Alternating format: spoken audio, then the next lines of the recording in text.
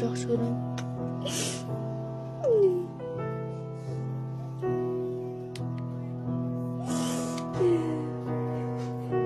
Урматтуу Кыргыз элим, ушу апама жардам берип койгулачы. Ушу апам 1 жылдан бери ушу оорудан сакайбай келет. Мына урматтуу достор, мекендештер, мына бул жерде азыр 7 бир тууган отурат. 7 бир туугандын 7 биздин мекендешибиздин энеси менен мынтип алсырап төшөктө кайгынын көз жашын тартып отурат. Мына эң улуу кызы бул карындашыбыз экен. Андан кийинкиси мына тырмактай, мына ушундай наристен эртең апасыз калып калбаш үчүн колдон келген жакшылыкты кылып коет. Анан карындашым өзүң айтсаң, мына бул үйдө эң улуусу сен экенсиң да.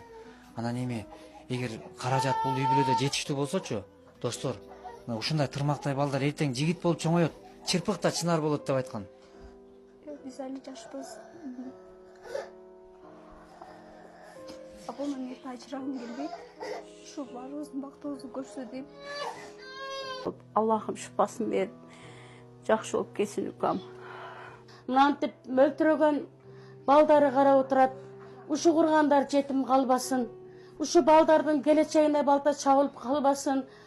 Ушу балдар үчүн, ушу жаш 10 күнүнөн 1 күнү ачыр эле кызымын өмүрү кошуп, иче турган суусуна суу кошуп, жей турган нанына нан кошсоңуздар, Алла жолунда ушуну суранып кетет элем.